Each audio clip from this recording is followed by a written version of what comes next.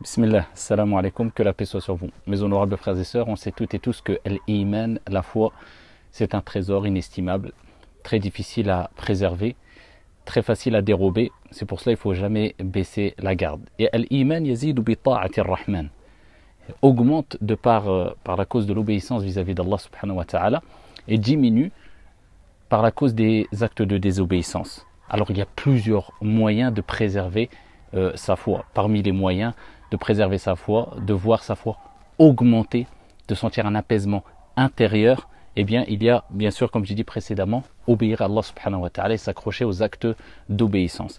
Parmi les causes aussi à mettre en pratique afin de préserver l'iman, eh bien c'est de comprendre que l'iman réside dans al-qalb, le cœur, et que le cœur est quelque part le réceptacle, et c'est pour cela qu'il va absorber toutes les informations qui vont parvenir à travers les organes, à travers la vue, à travers l'ouïe, à travers la langue. C'est pour cela qu'il faut s'assurer de ne pas regarder n'importe quoi, de ne pas dire n'importe quoi, de ne pas écouter n'importe quoi, de s'écarter de tout le mal, médisance, calomnie, mauvaises paroles, etc. Et donc ça, c'est un moyen aussi de préserver la foi qui réside dans le cœur. Et parmi les plus grands des moyens, il y a bien sûr ad-du'a.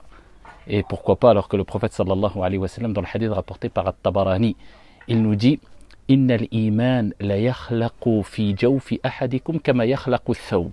Fas'alu Allah an yujaddid al-iman fi qulubikum. Allahumma jaddid al-iman fi qulubina. » Il dit que la foi, eh bien, s'use dans la poitrine de l'un d'entre vous comme s'use, regardez l'image qu'il donne, comme s'use le vêtement, al-thawb. Et regardez le vêtement quand on l'a, quand il est neuf, eh bien quand on le porte, on se sent bien, il dégage ici beauté, etc. Mais par contre, le vêtement, peu importe la marque, peu importe la qualité, peu importe un moment ou un autre, il s'use. Et on doit refaire quelque part sa garde-robe, on rachète de nouveaux vêtements, tout simplement parce qu'on veut préserver ce sentiment de bien-être quand on porte un vêtement neuf, etc. Et on se sent mal quand on porte un vêtement trop usé. Donc on renouvelle le vêtement. Eh bien il en va de même pour al-iman. Le prophète il dit, eh bien la foi s'use comme s'use le vêtement.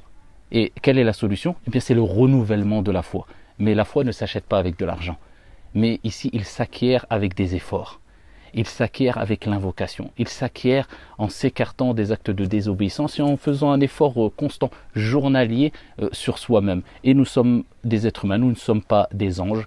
Que ta foi diminue et ensuite elle augmente. Un jour elle diminue, un jour elle augmente. Une heure elle diminue, une heure elle augmente. C'est tout à fait naturel. Et Allah a dit, nous avons certes créé l'être humain faible, mais il faut essayer de le préserver au maximum.